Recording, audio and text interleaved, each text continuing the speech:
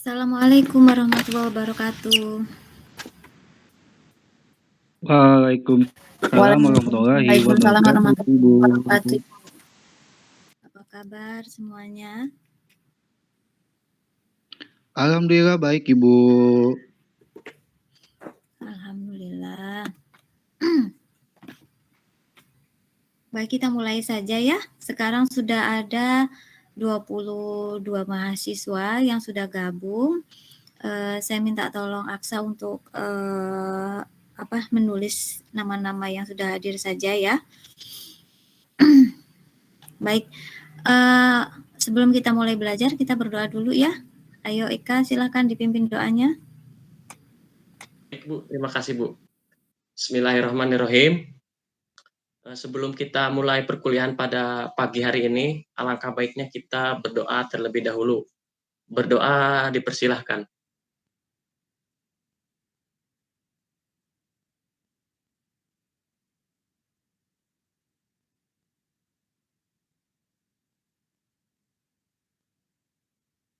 Berdoa selesai, saya kembalikan kepada Ibu dosen. Silakan, Ibu.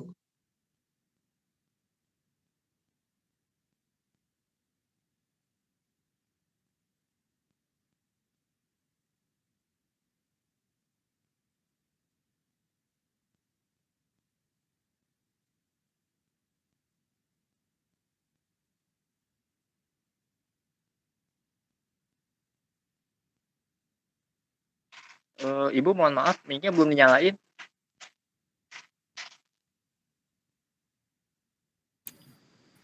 Lupa, makanya nggak usah ditutup-tutup ya mic-nya ya.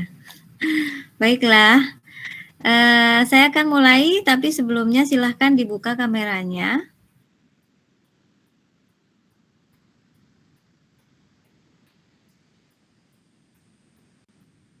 Ya, terima kasih yang sudah buka kamera. Berarti hari ini saya belajar bersama yang pertama Yuliza, Ahmad Fakhri, Zahran, Puspa, Safa, Alia, Anissa Lutfiani, Siti Nurhaliza, Salsa, Anissa Sofiarani, Helmalia, Deviana, Nabila Safia, Nabila Silvani, oh iya, kedip-kedip kok matanya. Ahmad Eka Mahesa, Rasti Jihan, Farid Fadila, Mary Handayani, Siti Nurhaliza. Oke, terima kasih yang sudah buka kameranya ya. Fudri dan lain-lain ya. Baik, ternyata ada miskomunikasi ya tentang pengaturan kelompok materi mata kuliah kita ya. Saya waktu itu saya pikir sudah benar, ternyata ada yang terlewat gitu ya. Nggak apa-apa, tapi itu nggak menghalangi kita untuk harus tetap belajar kan, gitu kan. Jadi kita hari ini akan berdiskusi bersama-sama tentang materi, yaitu bagaimana mengembangkan bahan instruksional ya. Masih ingat nggak kemarin di tahapan model MPI ini kita yang kita lakukan untuk tahap pertama apa? Ayo, sebelum mengembangkan bahan instruksional, sebelumnya itu kita harus melakukan apa dulu?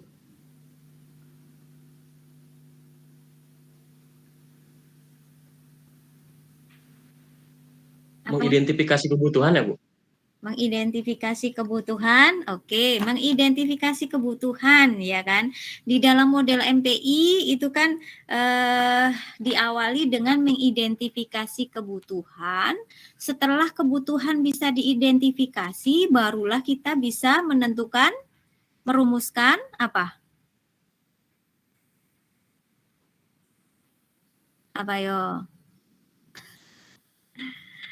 Udah diidentifikasi kebutuhannya, udah dapet nih. Oh, ternyata kebutuhannya yang ada di program studi teknologi pendidikan itu adalah di mata kuliah desain pembelajaran itu adalah berupa pengembangan bahan ajar cetak, misalnya seperti itu ya.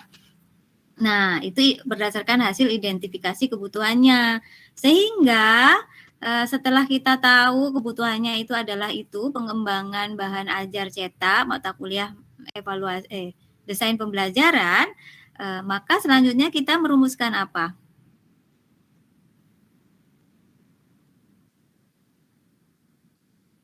Hah? Lupa. Caranya merumuskan tujuan instruksional. Iya, merumuskan tujuan instruksional umum. Ini yang lainnya kenapa nggak langsung nyaut? Lupa atau kah malu untuk mau ngomong? Kasih kesempatan yang lain, Bu. Bukan. Selalu Safa yang bicara. Yang lainnya nggak ada. Ini dari tadi saya diem-diem dulu aja. Maunya yang lain. Tapi yang lain nggak ada yang ngomong gitu loh ya. Ini nggak ada yang ngomong itu maksudnya antara tahu dan tidak tahu itu loh. Itu beda-beda tipis gitu loh ya. Nggak tahu yang mana nih itu. Oke, setelah identifikasi kebutuhan didapat, barulah kita melakukan perumusan tujuan instruksional umumnya. Ya, kita tentukan tujuan umumnya apa, gitu kan ya. Tuh. Nah, setelah tahu tujuan instruksional umumnya adalah itu, gitu ya. Tahap selanjutnya kita ngapain? Menurut model MPI ini? Mengidentifikasi karakteristik perilaku. Karakteristik, identifikasi karakteristik bisa selain karakteristik apa lagi?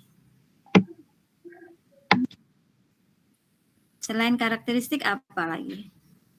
Ini kan kalau kalian lihat di buku desain instruksional modern itu kan di tabel itu di bagan itu kan berjajar ya antara identifikasi perilaku dan karakteristik awal peserta didik sama satu lagi apa? Analisis instruksional. Analisis instruksional artinya di sini setelah melakukan perumusan tujuan instruksional umumnya kita boleh identifikasi perilaku karakteristik awal peserta didik atau kita juga bisa melakukan analisis instruksionalnya ya.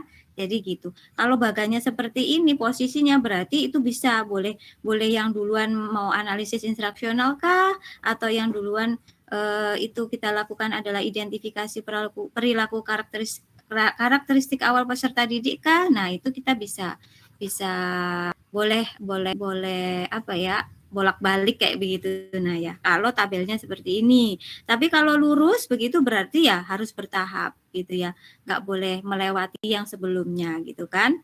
Begitu ya. Jadi tadi jelas ya, identifikasi kebutuhan, terus kemudian merumuskan tujuan umum pembelajaran, kemudian melakukan analisis instruksional, kemudian mengidentifikasi perilaku dan karakteristik awal peserta didik, gitu kan ya. Kemudian selanjutnya apa yang kita lakukan setelah itu? Menulis tujuan instruksional khusus.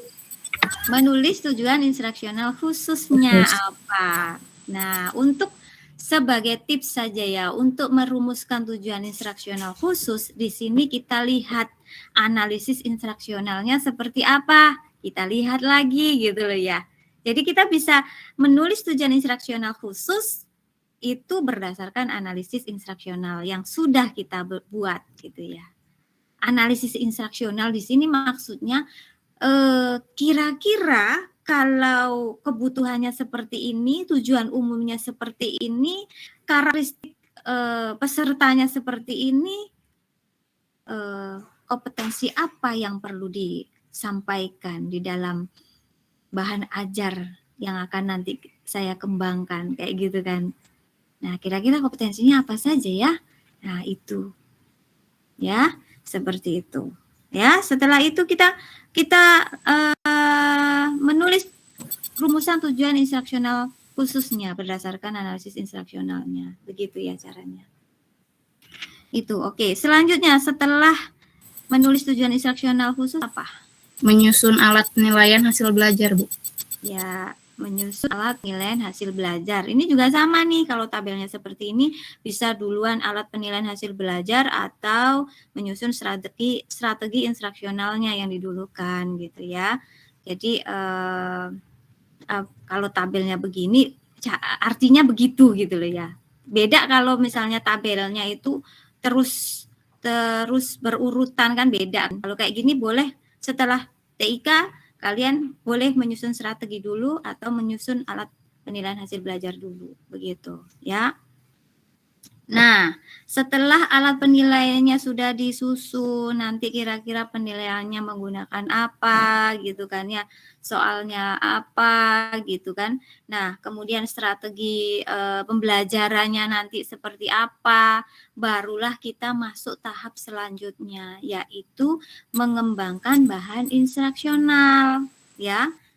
Bahan instruksionalnya yang akan kita kembangkan ini apa gitu ya.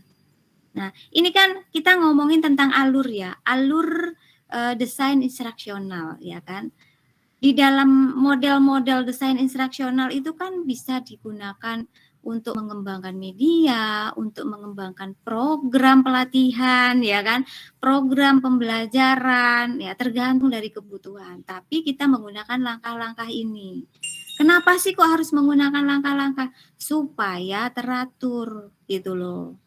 Supaya nggak ada yang tertinggal gitu loh ya. Ini sebagai pedoman aja, acuan untuk kita melangkah sesuai dengan tahap-tahap gitu. Nah, berdasarkan model-model desain instruksional yang sudah kita pelajari kemarin gitu ya, pastikan ada masing-masing model desain itu masing-masing punya kelebihan, punya kekurangan juga gitu ya. Nanti mungkin next di lain waktu saya akan menyampaikan tentang berbagai macam model. Ini harus saya tekankan lagi karena kenapa seperti itu? Saya ingin kalian lulus dari mata kuliah ini itu sudah tekadnya kuat. Ketika nanti mau penelitian atau ketika nanti mau mata kuliah yang lain, ketika dosen bertanya, kamu menggunakan model desain instruksionalnya yang apa, kayak gitu kalian sudah bisa mampu menjawab. Dan kalian sudah bisa mampu menganalisis kira-kira misalnya model MP ini seperti ini pasti ada kekurangannya. Apa yang kurang dari model ini gitu, yang bisa model lain tutupi. Biasanya ini dengan menggabungkan 2 atau 3 atau bahkan lebih model desain instruksional. Itu boleh ya. Jadi Bu Umi, saya ternyata setelah mengidentifikasi model MPI ini masih ada kurangnya gitu kan ya. Saya mau menggabungkan model MPI dengan model box and goal misalnya ya. Karena di dalam model MPI ini belum ada tahapan yang ada di box and goal itu yang nggak ada gitu kan ya. Saya mau memasukkan itu. Nah itu silahkan. Nah itulah pengennya saya. Kalian itu mampu memutuskan, mampu menganalisis gitu ya. Nanti mana kira-kira model yang cocok buat pengembangan instruksional kalian gitu loh. Seperti itu ya. Begitu. Jadi hari ini kita fokus kepada mengembangkan bahan instruksional ya. Karena ternyata materinya berbeda dengan yang dibuat oleh kelompok, ya sudah. Berarti kita diskusi bareng-bareng. Saya akan memandu diskusinya. Silahkan di sini siapa yang punya buku desain sistem instruksional yang merah ini siapa? Dibuka bukunya. Banyak ataukah sedikit? Coba siapa aja? Yulisa punya enggak? Oke, silakan dibuka halaman 300. Ya, 310 ya. Zahran punya? Iya, Ibu. Udah. Saya belum beli, Bu. Oke, Nabila Safia?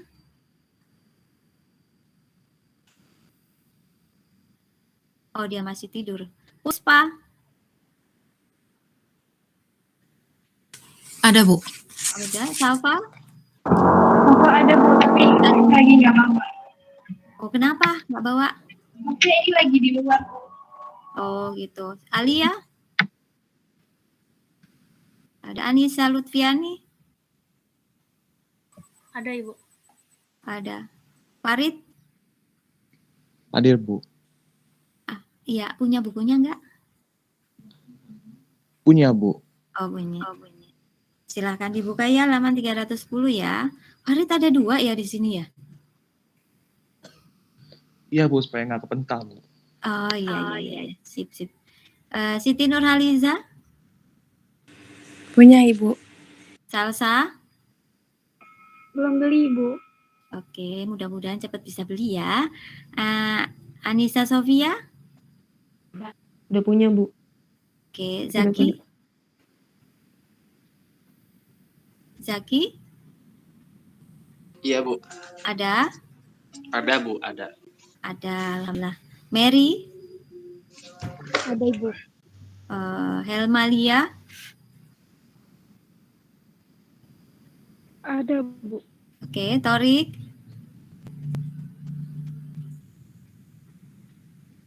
Torik mana? Tidur ya? Nanti Torik kalau mendengar saya, tolong nanti leave Gmeet ini jangan keluar ya. Oh iya, nggak punya ya wis. Hudri? Ya Ibu. Ada? Oh belum ada Ibu bukunya. Oh belum ada. Semoga cepat ada ya. Deviana? Ada Bu. Eka? Ada, Bu.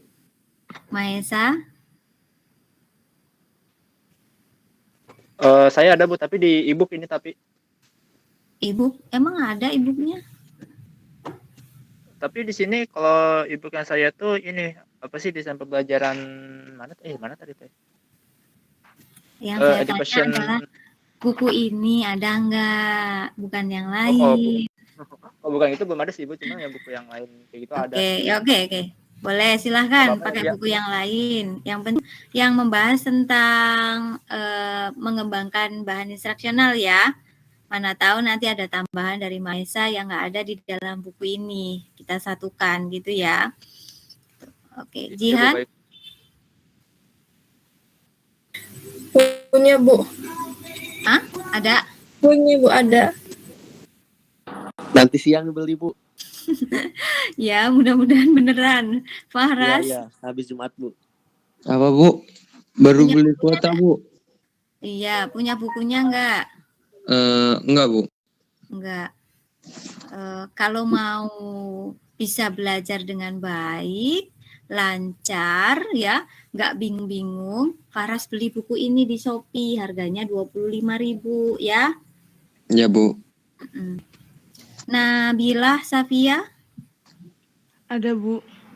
Ada. Rasti? Nanti paling saya minta fotonya ya, Bu. Boleh. Rasti? Ada? Ada Bu. Patan?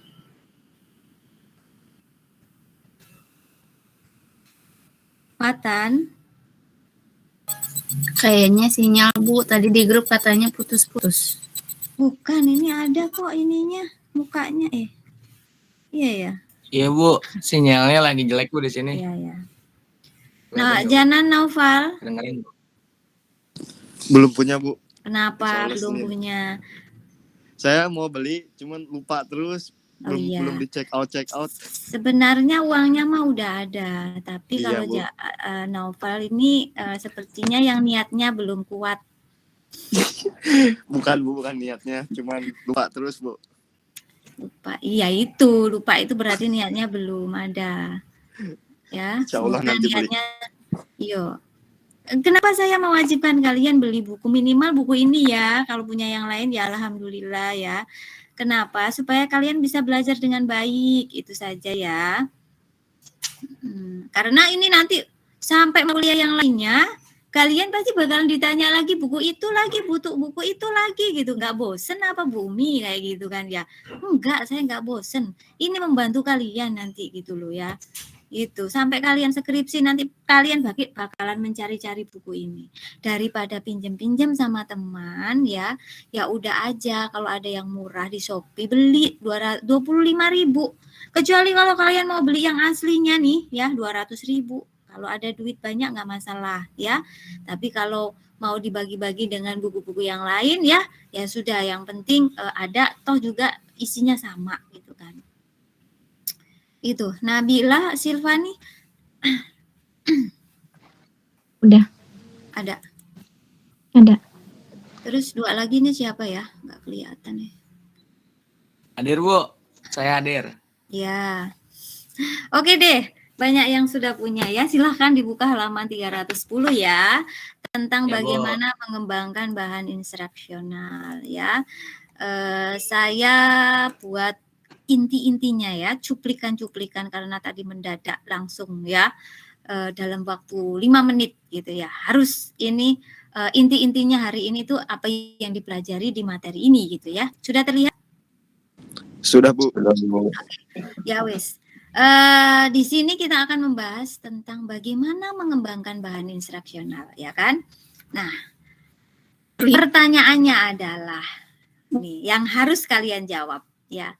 Pertanyaannya adalah bahan instruksional seperti apa yang akan dikembangkan? Hah? Kenapa? Oke, sekali lagi. Pertanyaannya adalah bahan instruksional seperti apa yang akan dikembangkan kira-kira? Yang baca buku pasti tahu. Ayo silakan yang sudah tahu jawabannya boleh bicara.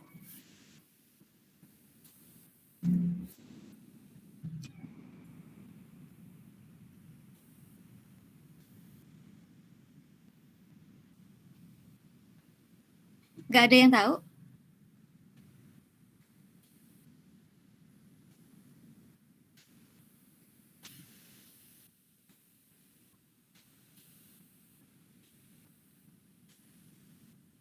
Oke, saya kasih waktu untuk berpikir, mencari tahu kira-kira bahan instruksional seperti apa yang kita kembangkan. Gitu.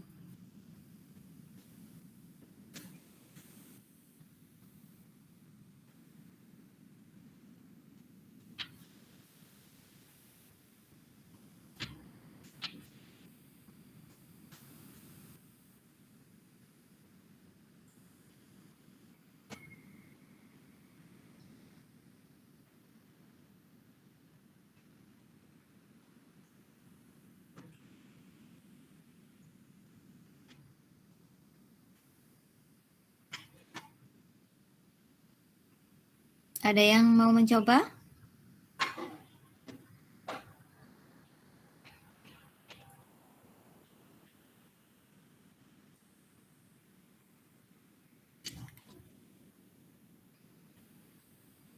Apakah kalian masih di sana? Masih, Bu. Oh, masih. Baiklah. Masih berpikir ya? Masih membaca Bu. Bahan belajar sama atau pedoman buat tutor bukan, Bu? Bahan instruksional, bahan pembelajaran. Bahan pembelajaran itu berarti segala sesuatu yang kita pakai untuk belajar ya kan? Yang seperti apa kira-kira yang akan dikembangkan? Kalau pertanyaan seperti ini berarti jawabannya bagaimana?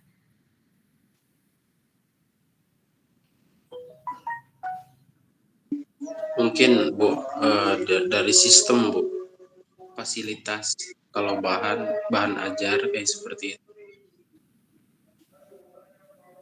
Oke, yang lain? Yang punya buku merah? Ibu boleh bantu jawab? Boleh, silakan. Nah, di buku merah itu ada dua hal, yaitu konteks tempat penyelenggara pendidikan dan bentuk kegiatan instruksional yang akan dilaksanakan. Oke, ya terima kasih ya. Siapa ini namanya, Nabila ya? Iya, Ibu. Iya, baik. Yang mau baca pastinya tahu jawabannya ya. Kalau pertanyaannya yang tadi ya, yang seperti ini ya, bahan instruksional, bahan pembelajaran yang seperti apa yang akan dikembangkan? Kalau jawabannya seperti ini adalah jawabannya yaitu tergantung. Tergantung dari dua hal, yaitu apa saja? Inilah ya, konteks tempat penyelenggaranya. Jadi di sini maksudnya adalah siapa nih penyelenggaranya, gitu kan ya? Institusi pendidikan atau pelatihan kayak begitu kan ya. Terus kemudian bagaimana karakteristik institusinya, organisasi penyelenggaranya, gitu loh ya. Ini maksudnya adalah untuk pendidikan formal ataukah non formal seperti itu kan ya. Nah, itu ya. Nah, itu konteksnya. Sedangkan yang kedua adalah berdasarkan bentuk kegiatan pembelajarannya gitu ya. Bentuknya apa? Bentuk mandiri kah? Tatap muka kah? Jarak jauh kah? Kayak begitu kan ya? Nah, seperti itu sehingga kita bisa menyesuaikan ya. Bahan pembelajaran yang kita butuhkan berarti adalah apa? Kayak begitu. Berdasarkan ini tadi, dua hal ini tadi. Konteksnya. Untuk siapa bahan itu gitu kan ya? Untuk siapa bahan itu gitu kan ya? Kemudian selain untuk siapa? Kemudian bentuknya untuk pembelajaran tatap muka ataukah untuk online gitu kan? Jadi kita harus melihat dari dua hal ini gitu ya. Sehingga kita bisa mengembangkan bahan instruksional yang sesuai gitu ya. Begitu. Kira-kira dari sini sudah ada gambarannya? Sudah, Ibu. Oke. Siap. Selanjutnya, kemudian bentuk bahan instruksional. Coba kalian kalau lihat di buku itu ada bentuk-bentuk bahan instruksional kan, ya kan? Ada yang namanya bahan instruksional mandiri, kemudian ada yang namanya bahan instruksional tatap muka atau kompilasi, dan juga ada yang namanya bahan instruksional kombinasi. Kombinasi di sini maksudnya perpaduan antara kedua yang di atas itu, antara mandiri dan tatap muka atau kompilasi, seperti itu.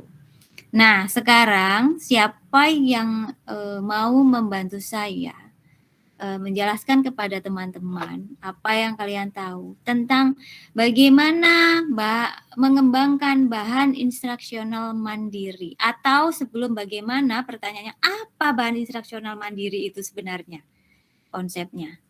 Bahan instruksional mandiri itu apa sebenarnya? Coba siapa yang bisa bantu saya?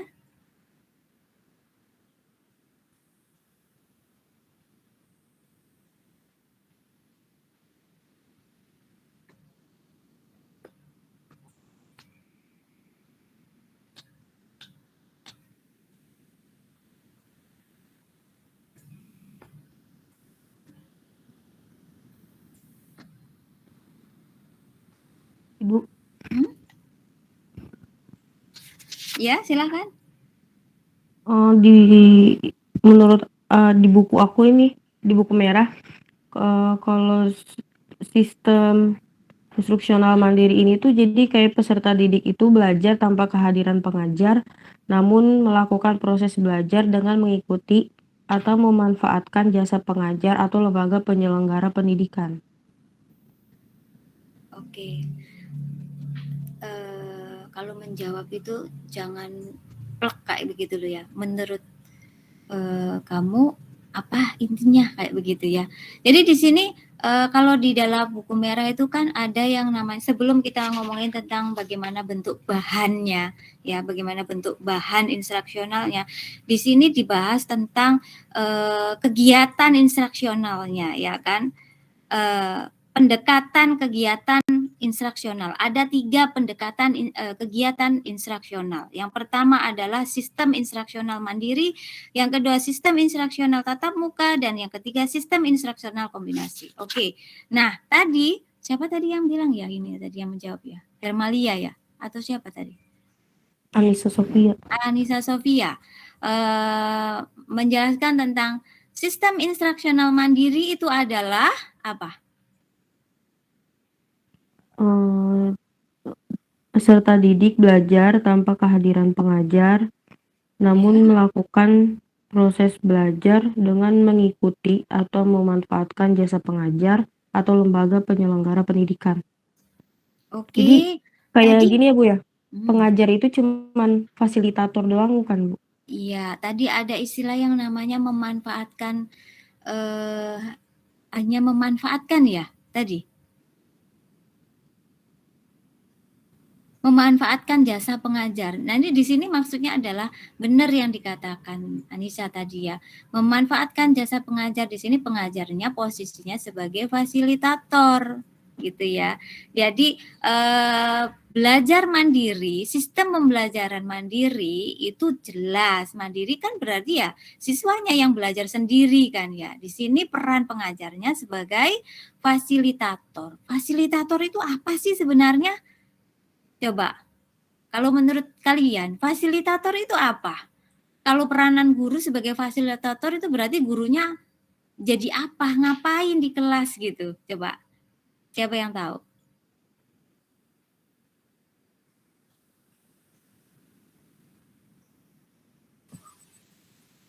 Memberi bahan ajar gitu, kasih modul. Fasilitator itu orang yang menyediakan fasilitas, Bu. Oke, orang yang menyediakan fasilitas. Tadi contohnya gurunya kasih modulnya, ya kan? Kalau ada modul-modul yang susah untuk didapatkan gitu kan ya. Nah, diberikan modulnya gitu ya, bisa e-book-e-booknya kayak begitu kan ya. Tapi bukan berarti gurunya ngasih berupa nih tak beliin kayak gitu. Enggak sih ya. Tapi ya meminjamkan misalnya seperti itu ya. Oke. Selain itu, selain memfasilitasi bahannya, apalagi kira-kira dalam prosesnya? Jadi tempat bertanya gitu. Tempat bertanya, kalau seandainya siswanya ada mengalami kesulitan dalam pembelajaran ya, boleh silakan. Kemudian apa lagi? Memberi motivasi kepada siswanya, Bu. Iya, betul sekali. Ini yang tidak didapatkan dari yang akan tetap menjadi alasan kenapa belajar itu harus ada guru ya. Karena walaupun kalian belajar dengan media, misalnya belajar mandiri, misalnya belajar sendiri dengan media-media yang lain ya, tetap kita membutuhkan seorang guru. Untuk apa? Untuk memberikan motivasi ya, motivasi untuk belajar gitu loh ya, gitu. Oke, selain itu ada lagi nggak?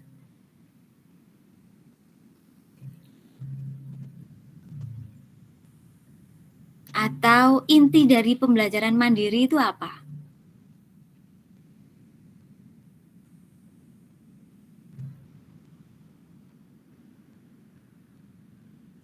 Inti dari pembelajaran mandiri apa?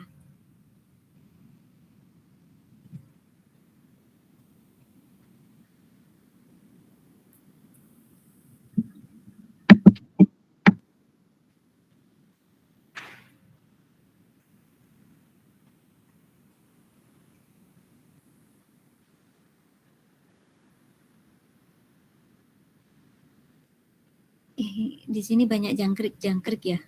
Kerik malam hari sunyi senyap gitu.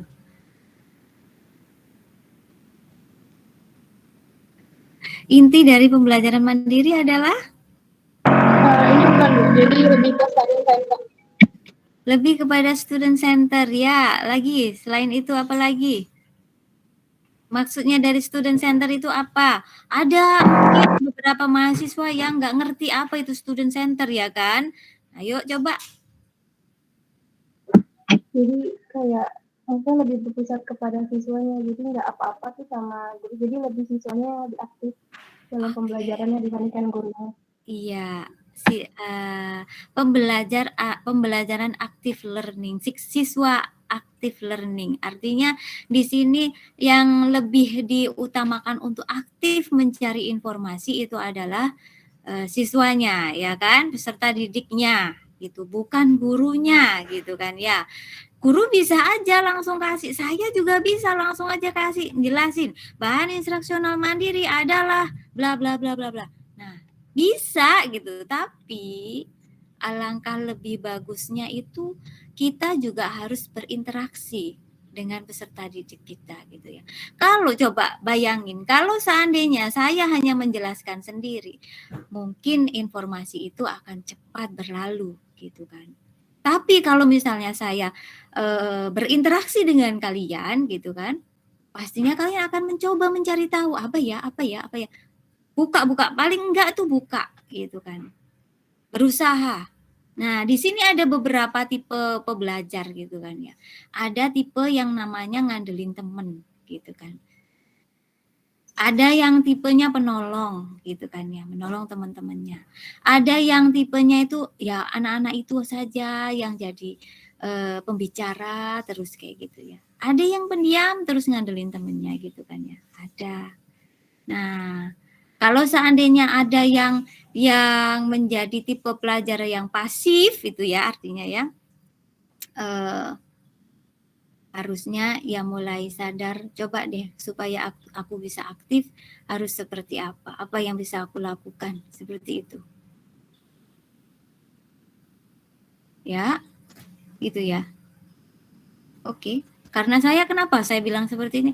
Saya itu loh nanyanya nggak mengerikan ya. Beda, kamu itu belum pernah tahu bagaimana kuliah dengan dosen yang killer seperti itu kan ya. Wah, bukan hanya yang kamu hadepin itu hanya ketakutan gitu kan ya, tapi juga waduh nanti gimana ya, malu kayak gitu kan ya. Malu kalau nggak bisa jawab gitu. Jadi ya kita belajarnya santai ya. Yang penting kalian ada merespon gitu loh, merespon apa yang saya tanyakan gitu ya. Beda lagi kalau misalnya saya menyampaikan pertanyaan kalian diem saja gitu ya. Jadi saya bingung gitu loh. Gitu ya. Oke. Yang tadi kita bahas tentang pengertian ya, bahan pembelajaran mandiri, lebih kepada pembelajaran mandiri ya. Pengertian dari belajar mandiri itu tadi ya, lebih kepada siswa yang aktif dalam belajarnya gitu ya. Belajar sendiri, mencari tahu sendiri informasi itu dari berbagai macam sumber gitu ya. Nah, sekarang pertanyaan saya lagi ya. Bahan instruksional mandiri itu biasanya berupa apa? Jenis-jenisnya. Ayo, apa saja yang tahu? Ada yang tahu? Kalau video pembelajaran bisa dari video pembelajaran, apalagi? LKS ya, Bu. LKS, iya, apalagi?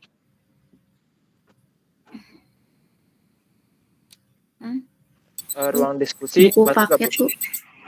Buku, iya. Apalagi? Ruang diskusi Slide antar gitu, Bu. siswa bisa gak, Bu? Itu bentuk belajarnya, cara belajarnya ya. Oke, ini bahan yang saya tanyakan adalah bahan pembelajaran mandiri itu berupa apa, gitu kan ya, berupa apa? Tadi ada video pembelajaran, ada lembar kerja siswa, ada buku, ada lagi nggak yang lainnya? Kira-kira? Slide, Bu. Internet. Slide, presentasi, internet, ya artikel, apa lagi? Media audio masuk gak, Bu?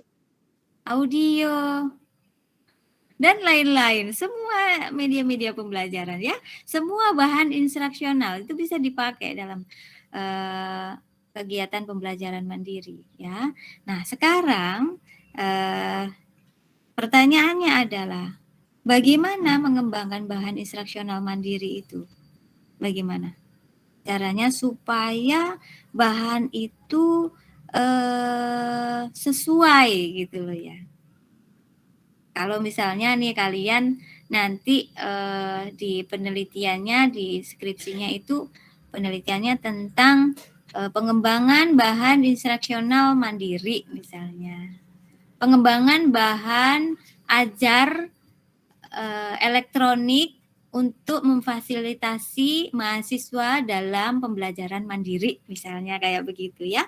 Nah, berarti kualitas yang seperti apa bahan pembelajarannya? Menurut kalian bagaimana? Harus yang kayak apa?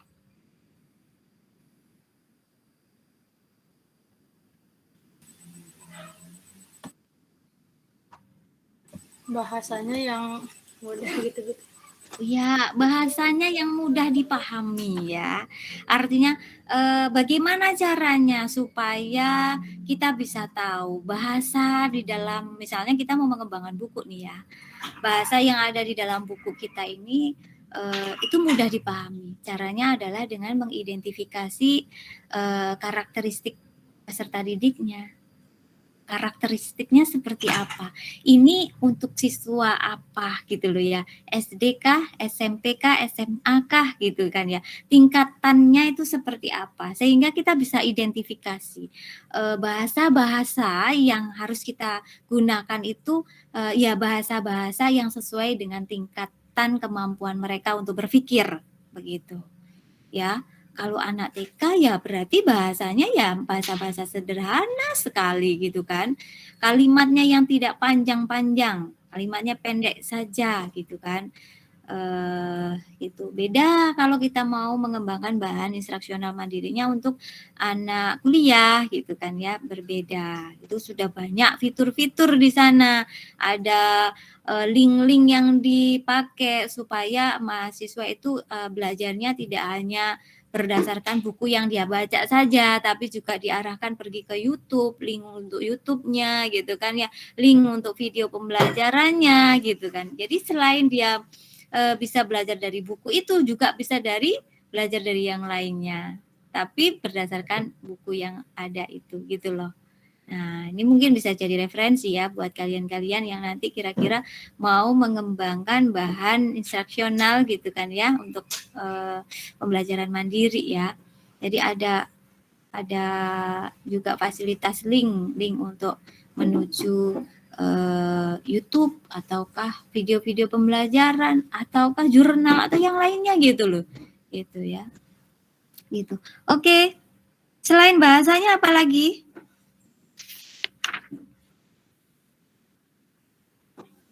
Bahasanya sederhana, mudah dimengerti tadi. Selain itu ada lagi enggak?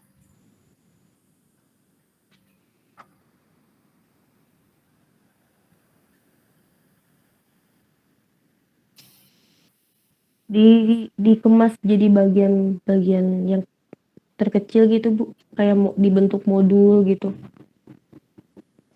Apa bedanya dikemas bagian-bagian kecil dibentuk modul? Jadi maksudnya kayak gimana ya Bu? Misalnya materinya panjang nih, panjang banget. Nah jadinya diringkas Bu, tapi masih sesuai sama isinya gitu Bu. Contohnya tuh kayak modul kan biasanya kan disingkat-singkat ya Bu, tapi isinya itu tetap ada, nggak keluar, nggak mengurangi isinya gitu. Apakah modul juga singkat? Sebenarnya buku juga harusnya juga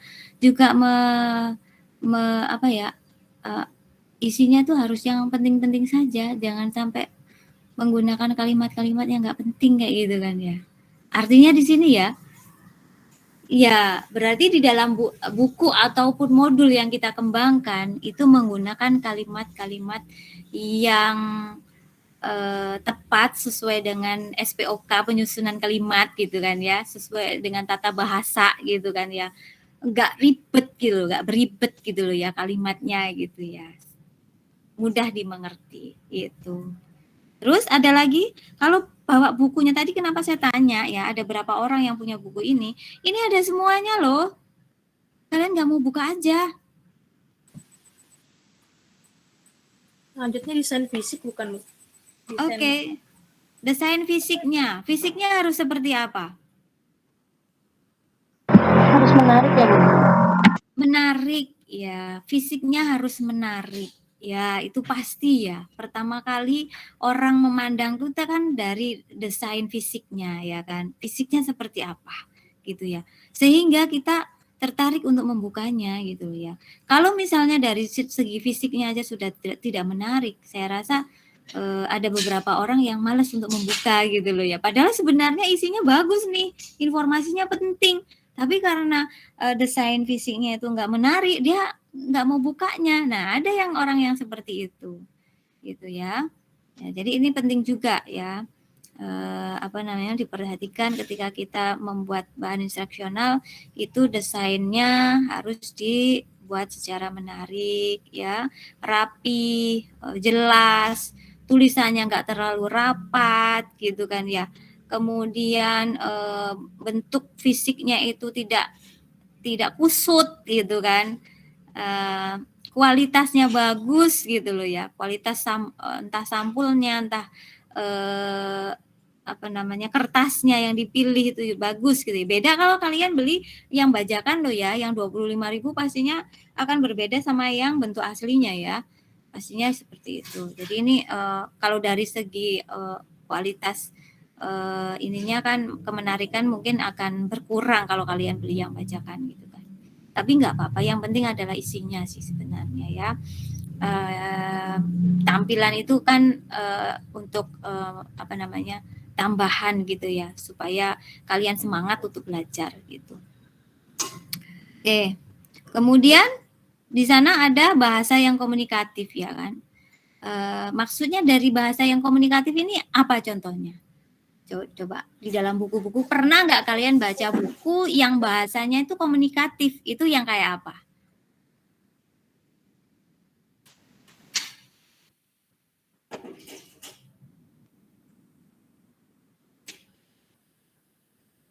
Ada yang tahu?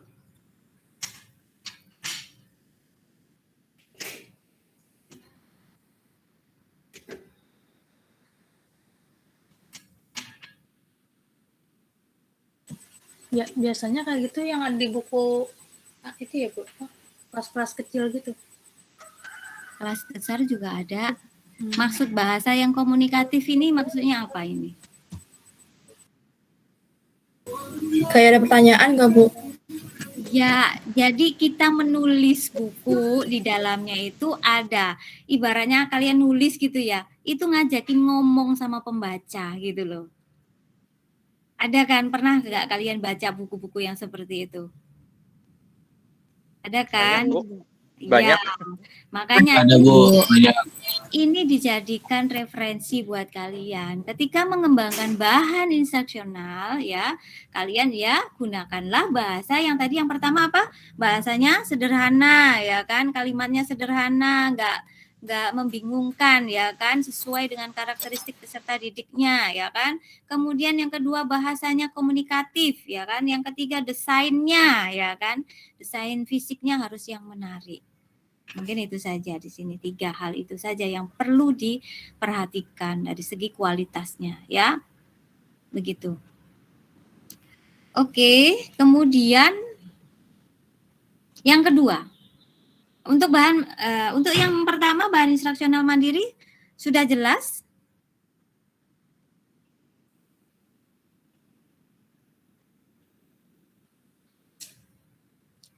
Menunggu jawaban. Iya, ya Allah, saya tuh menunggu jawaban jelas atau tidak itu loh lama banget gitu loh. Kalian ini tidur atau kamu memperhatikan saya?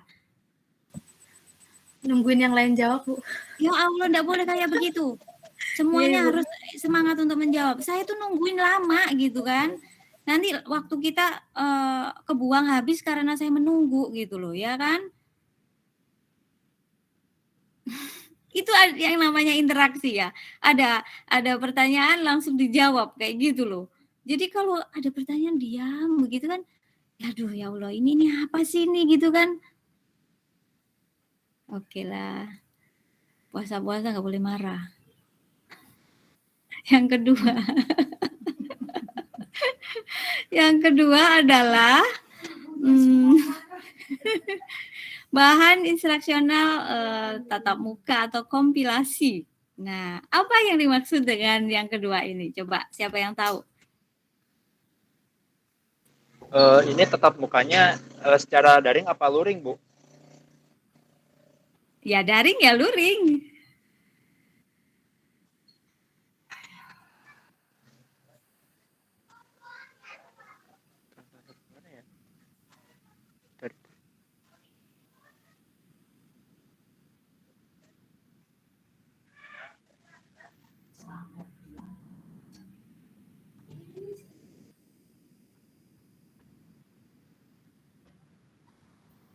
Pembelajaran tatap muka.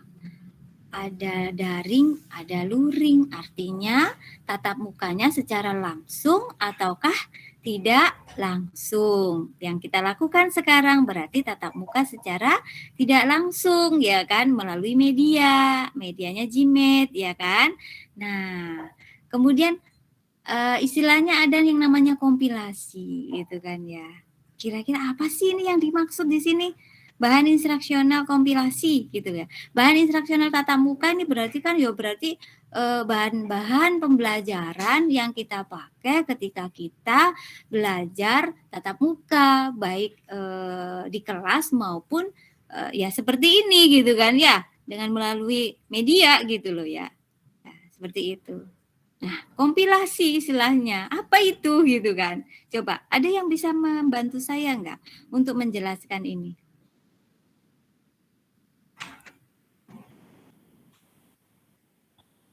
Kompilasi itu kumpulan yang tersusun secara teratur, Bu. Kumpulan apa? Kayak daftar informasi atau karangan gitu. Oke, kumpulan-kumpulan. Jadi di sini adalah kompilasi itu adalah kumpulan dari berbagai macam materi-materi gitu ya. Entah dari buku-buku sumber yang lain, dari artikel, semuanya dijadikan satu. Itu namanya kompilasi.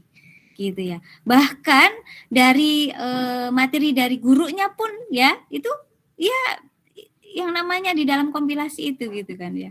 Gitu loh ya. Ada PowerPoint-nya juga di sana gitu kan ya. Nah, coba lihat halaman 319.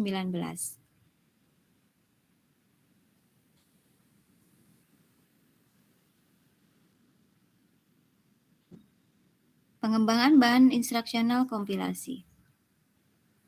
Apa yang bisa kalian ambil dari sini, dari yang poin nomor 2?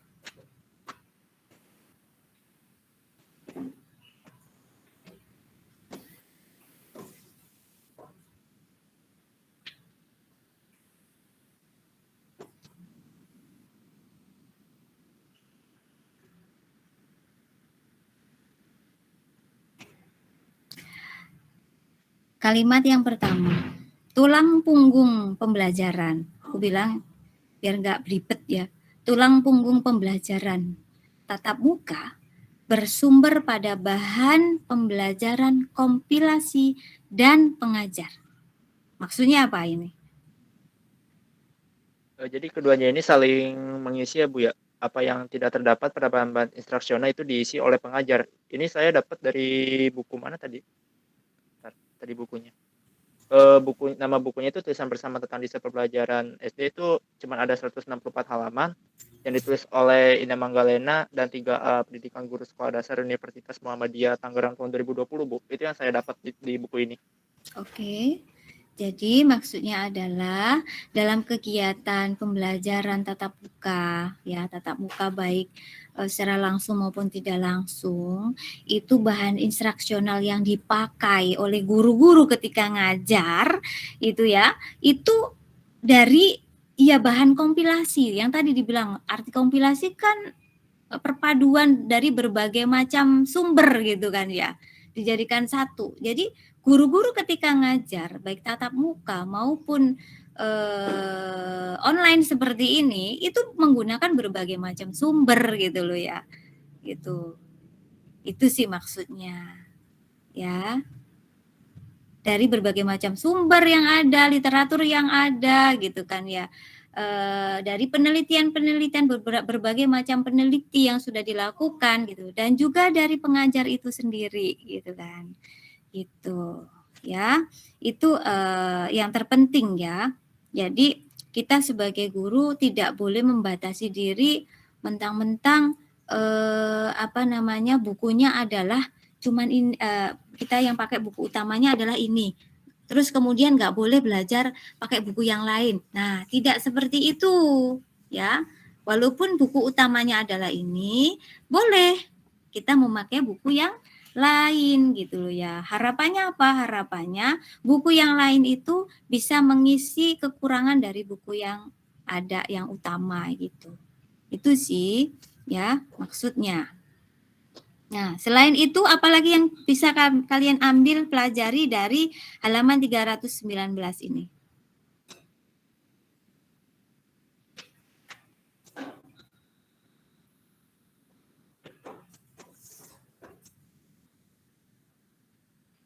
Apa?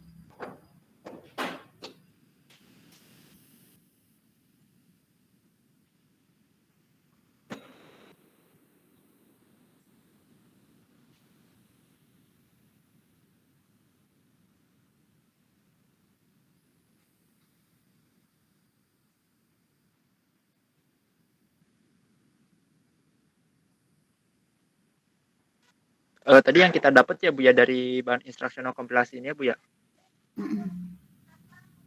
Kalau yang saya dapat sih gini Bu, ibarat kata mah ya. Jadi saya itu misalkan belajar di mana gitu. Misalkan belajar di sini.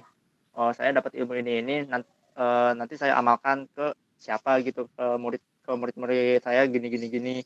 Nanti murid saya ini mengamalkannya lagi ke generasi selanjutnya gitu Bu. Itu ibarat kata mah gitu sih dari bahan instruksional kompilasi. Jadi selain kayak tadi tulang punggung instruksional tatap muka bersumber pada bahan instruksional kompilasi dan pengajar, itu pun ya ibarat kata sih kita kayak mengamalkan dan diamalkan gitu Bu, yang saya dapat sih gitu. Oke. Yang lain ada lagi?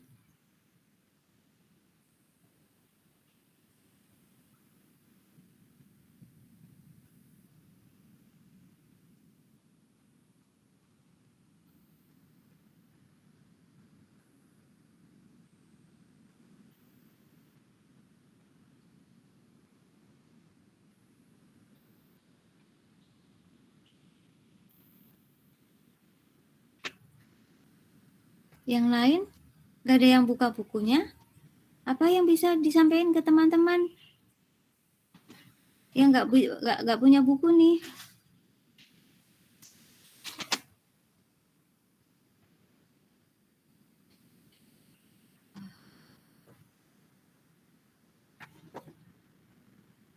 Yang lain masih mau nungguin temennya untuk bicara?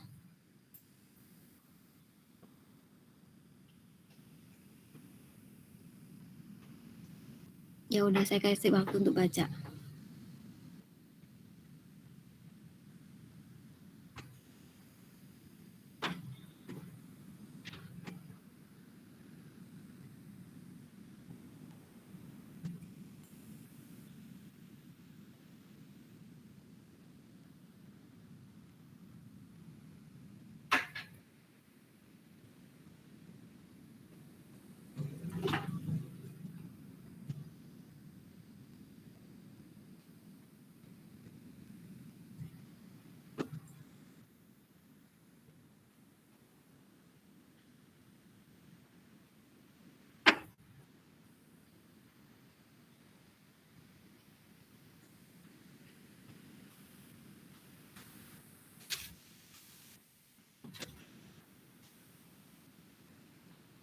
Oke, silakan disampaikan apa yang didapat dari bacaan ini.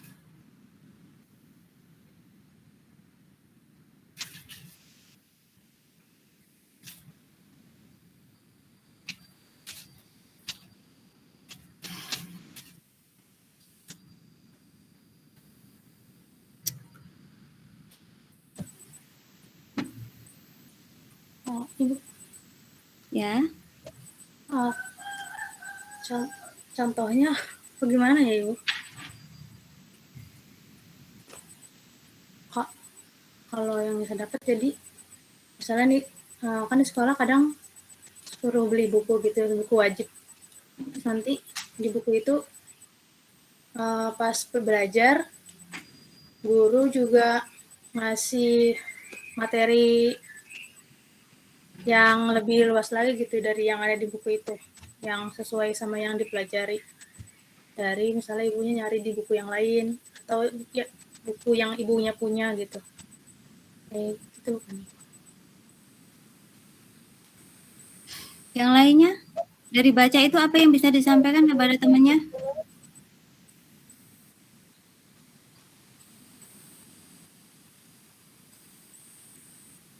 Masa mau saya yang bacain? Ibu Ada boleh kan? deh. Iya, silakan. Jadi misalnya gini, nemu bahan belajar itu, nah Nabil itu nggak ngerti yang ada di bahan yang itu. Nah itu tuh nggak dirubah nya, tapi dia langsung ke ibu pada saat pelajaran berlangsung gitu. Oke. Siapa tadi Puspa ya? Puspa atau siapa ya? Puspa, kamu punya buku kan? Ada Puspa? Masih Punya, ada di Bu. sini? Oke. Asmana, Bu. Puspa, tolong bacakan ya. Kalau perlu menurut bahasanya Puspa gitu, yang Puspa mengerti ya. Tentang langkah-langkah yang dapat digunakan oleh pendesain instruksional dalam mengembangkan bahan kompilasi, halaman 319. Coba dibacakan buat teman-teman semuanya. Iya, Bu. Yang pertama ada memilih dan mengumpulkan bahan instruksional yang kebetulan tersedia di lapangan dan relevan dengan strategi instruksional. Bahan tersebut berbentuk media cetak, media non-cetak, atau kombinasi keduanya. Yang kedua, Bentar, sebelum kedua. Jadi, kalau kita sebagai seorang guru ketika mau ngajar ya, ketika mau ngajar ini menggunakan bahan kompilasi, itu memilih dulu ya. Kita pilih dulu bahan-bahannya, materi-materi apa yang sesuai gitu kan ya. Kita kumpulkan bahan-bahan itu yang ada, kebetulan saya punya kayak gitu kan ya. Kalau nggak ada misalnya saya dapat dari teman, kita kumpulin juga semuanya gitu kan ya. Baik itu berupa media cetak maupun non cetak, semua kita kumpulin gitu kan ya. Itu yang pertama langkahnya. Itu ya. Kemudian yang kedua? Yang kedua itu ada menyusun bahan tersebut sesuai dengan urutan tujuan instruksional dan urutan tahapan kegiatan instruksional yang terdapat dalam strategi instruksional. Oke, setelah kita dapat, kita kumpulin, kemudian kita susun ya bahan-bahan tadi yang kita sudah dapat tadi gitu ya. Kita susun, kita urutkan sesuai dengan tujuannya gitu. Tujuan pembelajaran yang pertama yang mana gitu, yang kedua yang mana, yang ketiga yang mana. Nah, kita urutkan seperti itu ya kan. Kemudian yang ketiga, Yang ketiga itu ada mengidentifikasi bahan-bahan yang tidak dapat diperoleh dari lapangan untuk diatasi dengan penyediaan bahan penyajian pengajar, misalnya dalam bentuk PowerPoint. Oke. Kita identifikasi juga selain bahan-bahan yang kita kumpulkan tadi, mungkin di sini kita perlu juga PowerPoint untuk menyampaikannya, ya kan? Nah, kita buat juga PowerPoint, gitu ya. Nah, selanjutnya, menyusun program pengajaran seperti yang dijelaskan dalam permulaan buku ini, bab ini. Permulaan bab ini. Oke, jadi menyusun program pembelajarannya.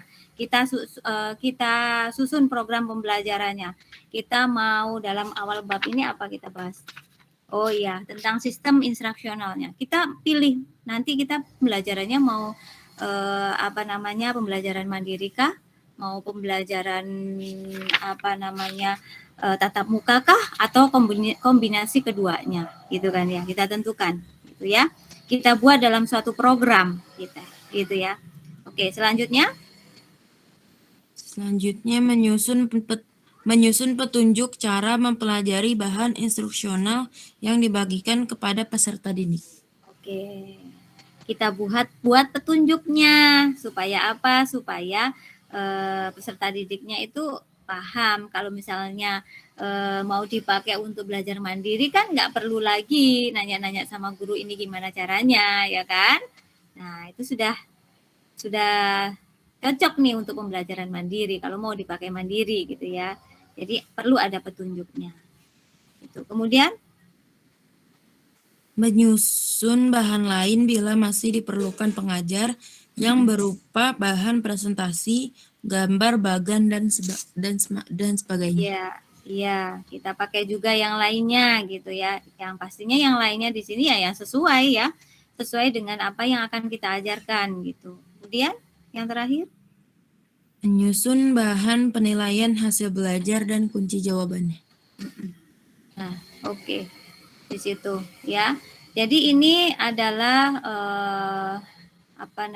langkah-langkah yang dapat digunakan oleh pendesain instruksional dalam mengembangkan bahan kompilasi gitu ya. Itu. Nah, dari sini untuk kompilasi ada pertanyaan atau tidak?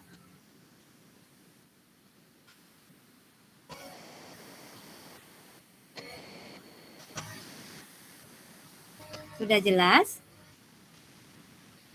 Jelas, Bu. Oke. Selanjutnya yang terakhir, yaitu bahan instruksional kombinasi. Apa itu bahan instruksional kombinasi? Ayo. Bahan apa tadi, kombinasi ya Bu ya? Jadi bahan instruksional kombinasi itu bahan instruksional yang dikembangkan berdasarkan keputusan awal tentang daftar program studi, mata kuliah, kurikulum diklat atau mata pelajaran yang akan digunakan sebagai bahan instruksional mandiri dan tatap muka. Oke, jadi perpaduan antara bahan pembelajaran mandiri sama tatap muka, tuh ya, itu pengertiannya. Nah, kita bisa baca di halaman 319 sampai halaman 321 ya untuk yang bahan instruksional kombinasi ini. Coba baca dulu, silahkan yang ada bukunya halaman 319 nih ya, yang poin ketiga sampai halaman 321. Apa yang bisa kalian bagikan kepada teman-teman? Silakan.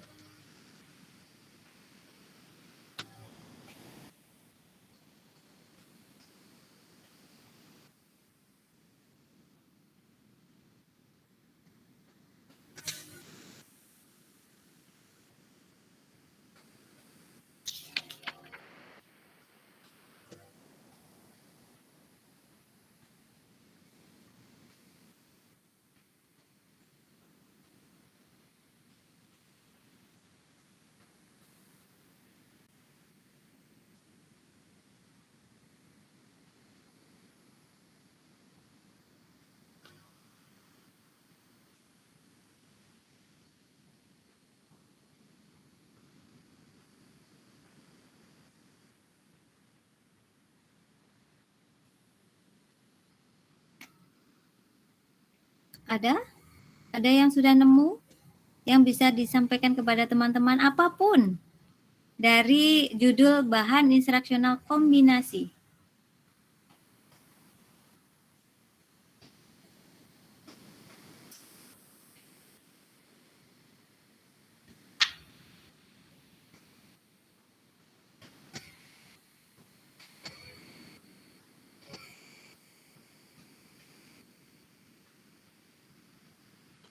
Boleh saya, Bu. Boleh, silakan.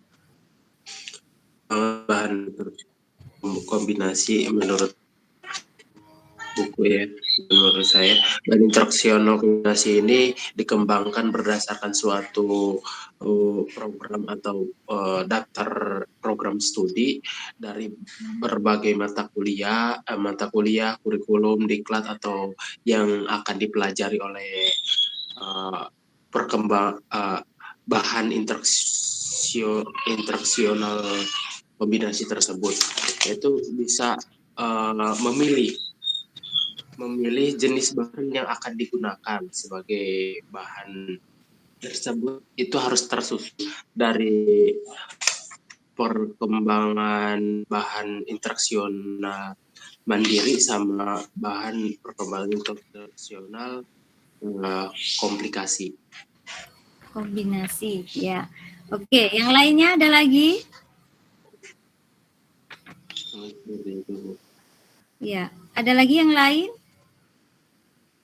Terima kasih ya yang sudah menjawab. Yang belum pernah menjawab, ayo silahkan. Tinggal baca saja yang ada di situ gitu loh. Ibu Susah Mary amat. boleh, Bu. Iya, ya. Ini siapa ya? Nabila ya? Mary, Bu. Oh, Mary. Baiklah, Mary. Jadi yang Mary baca itu dalam pengembangan bahan instruksional kombinasi ini si desain instruksional itu harus mengembangkan dua macam pedoman, yaitu panduan peserta didik dan pedoman pengajar sebagai tutornya gitu. Oke, kenapa kok harus ada itu? Nah, ini penting.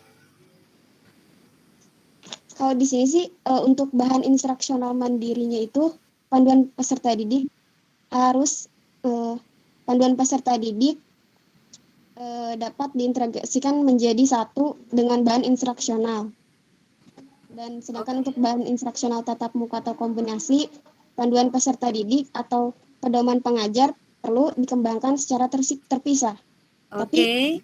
Saya tahu bukan misalkan artinya begini ya. Ini kan bahan instruksional kombinasi ya kan. Kombinasi itu maksudnya bisa digunakan untuk belajar mandiri, bisa juga untuk belajar tatap muka gitu kan ya. Nah, artinya kalau untuk supaya bahan ini bisa untuk mandiri dan juga tatap muka, di sini perlu adanya pengembangan panduan ya, panduan untuk peserta didik dan juga panduan untuk gurunya gitu kan ya. Panduan untuk peserta didik di sini maksudnya supaya peserta didik ketika belajar mandiri itu sudah ada panduannya sehingga mereka tidak bingung-bingung lagi apa langkah-langkah yang harus dilakukan ketika belajar gitu kan ya. Kemudian yang kedua, panduan untuk guru ketika guru mau melakukan pembelajaran tatap muka itu ada petunjuk untuk gurunya. Gurunya harus begini yang dilakukan dari bahan yang dikembangkan ini ya, bahan instruksional kombinasi ini. Jadi dari sini ya, dari ketiga bentuk bahan pembelajaran ini nanti kalau seandainya kalian mau mengembangkan bahan instruksional gitu ya untuk tugas skripsi atau untuk tugas mata kuliah gitu ya, bisa menentukan nih kira-kira bahan pembelajaranku ini untuk pembelajaran mandiri kah, untuk tatap muka kah, atau untuk kombinasi keduanya gitu loh ya. Kalau untuk kombinasi berarti kalian harus melengkapi dengan panduan untuk guru dan juga panduan untuk siswanya. Begitu. Oke?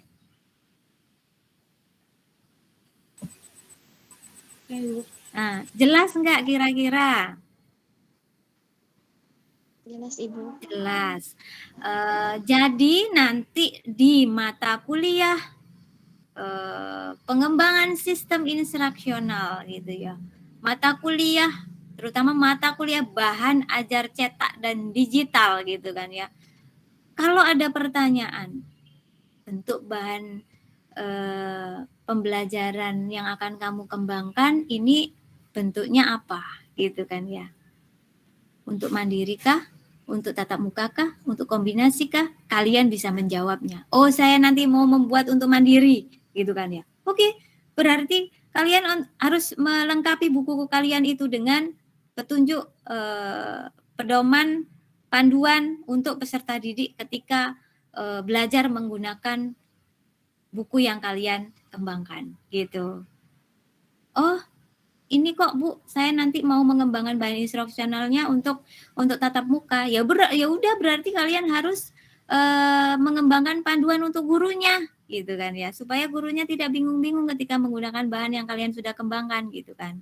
gitu. Dan juga ketika kalian mau mengembangkan bahan instruksional untuk bisa untuk kedua-duanya gitu loh ya, untuk belajar mandiri maupun tatap muka, kalian berarti harus mengembangkan keduanya, panduan untuk guru maupun untuk siswanya. Begitu. Dan terakhir kesimpulannya adalah ketika kita mengembangkan bahan-bahan pembelajaran gitu ya, baik untuk pembelajaran mandiri, tatap muka maupun kombinasi, semua bahan-bahan itu mengacu pada strategi instruksional yang dipakai. Jadi tidak hanya ngajar saja yang ada strateginya.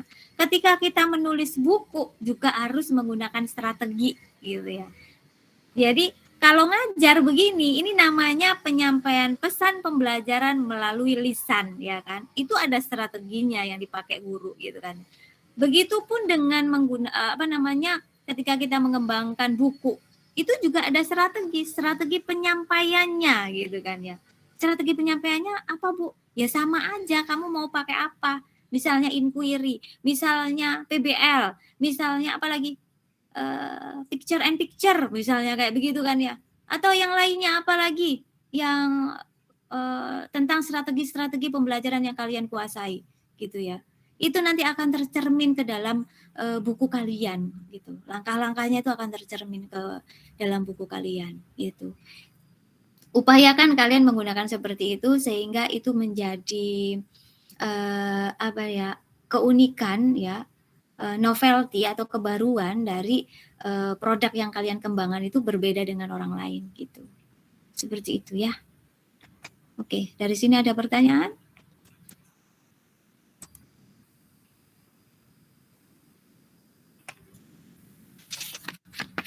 Apakah ada yang mau ditanyakan tentang materi hari ini?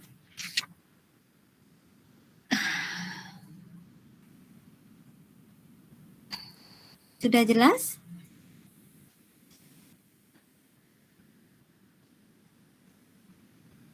Oke, nggak ada yang komentar, berarti sudah jelas. Silahkan kalian lengkapi portofolio kalian dengan materi hari ini tentang mengembangkan bahan ajar instruksional. Mengembangkan bahan instruksional ya. Materinya silahkan kalian buat, taruh di portofolio kalian gitu kan ya.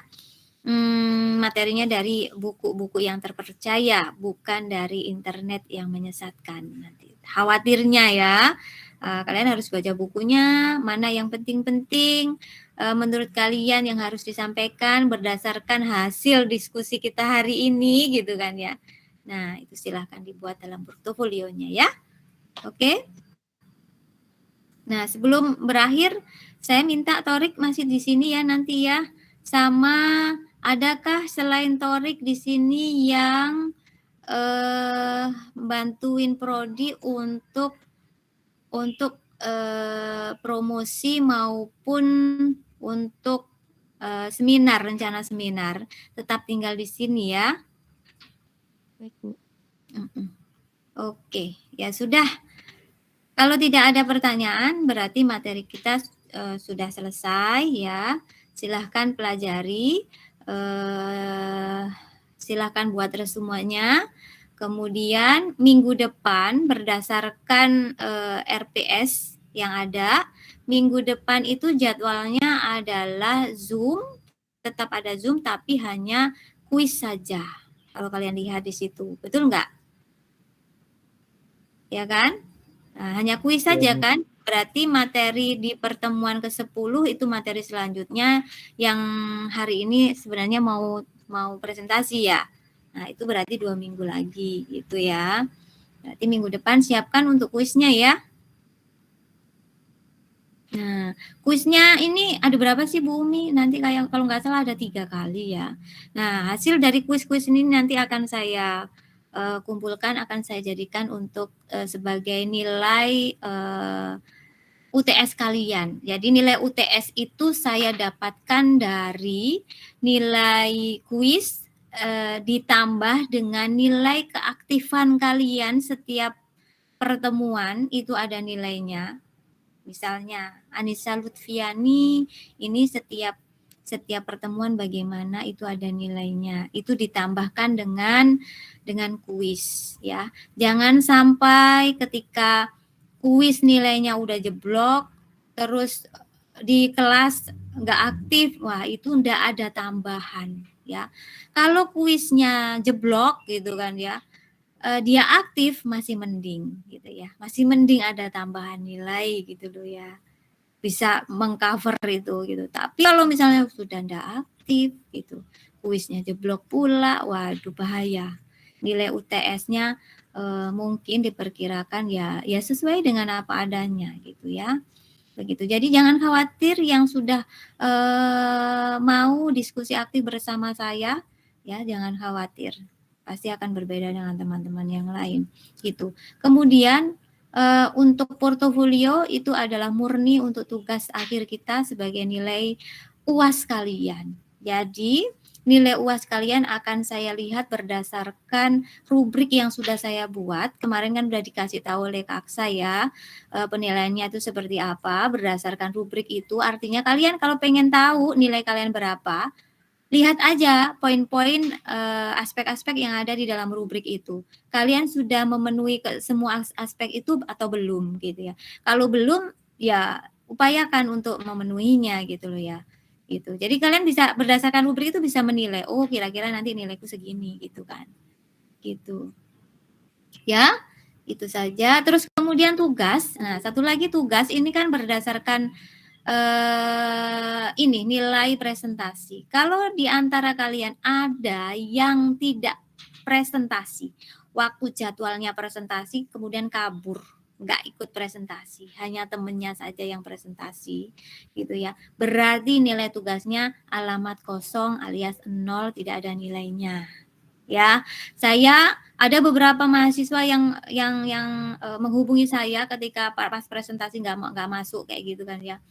Ya, tetap presentasi adalah nilai tugas adalah presentasi. Presentasi harus presentasi gitu. Nggak bisa digantikan dengan tugas yang lain.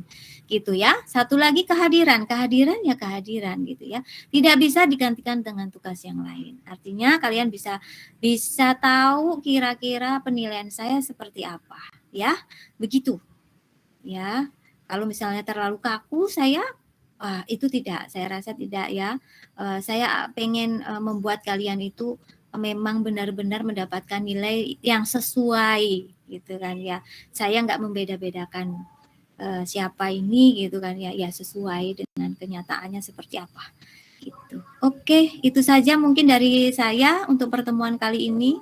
Terima kasih sudah hadir ya, walaupun tanggal merah gitu, tetap menyempatkan diri untuk belajar gitu ya. Kemudian saya minta maaf kalau hari ini agak-agak bagaimana begitu kan ya, minta maaf ya. Mungkin itu saja dari saya ya, mudah-mudahan bermanfaat buat kalian semuanya. Saya akhiri dengan mengucapkan alhamdulillahirobbilalamin. Sekian, wassalamualaikum warahmatullahi wabarakatuh. Waalaikumsalam. Waalaikumsalam. Terima kasih Bu.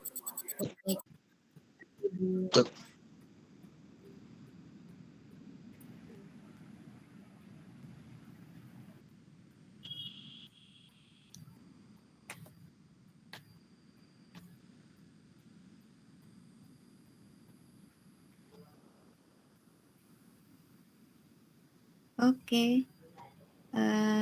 Di sini yang kemarin membantu Prodi untuk desain promosi siapa? Sama apa namanya? Untuk seminar. Torik Bu.